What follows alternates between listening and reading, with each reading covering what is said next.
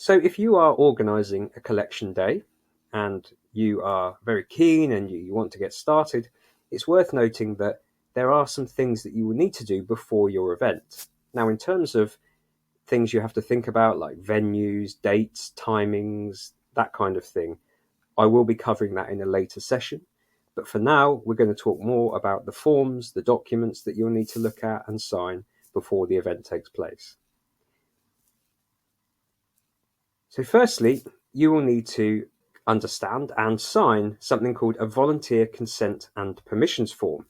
Now, this form needs to be completed and signed by you as the organizer of the collection day. Anyone else that volunteers at your event also needs to complete and sign a copy.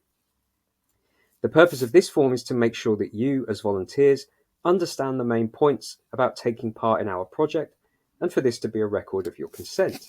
So this form will include information like your participation is voluntary, you have a right to withdraw whenever you want to, that kind of thing. The form will also ask you to fill in some demographic information. Now, this is optional, of course, but it will be very useful for both us and our funder, the National Lottery Heritage Fund.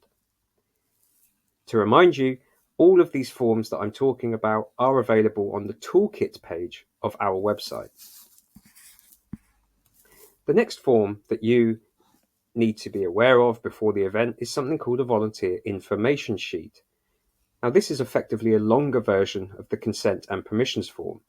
You don't need to sign this, but we do encourage you to take the time to read it carefully and to discuss it with us if you so wish. It might answer some questions that you have about the project. It covers things like the risks that might be involved in taking part in the project, information about data protection, information about our funding, and that kind of thing. And then closely linked to this is the privacy policy. Again, this doesn't need to be signed or completed.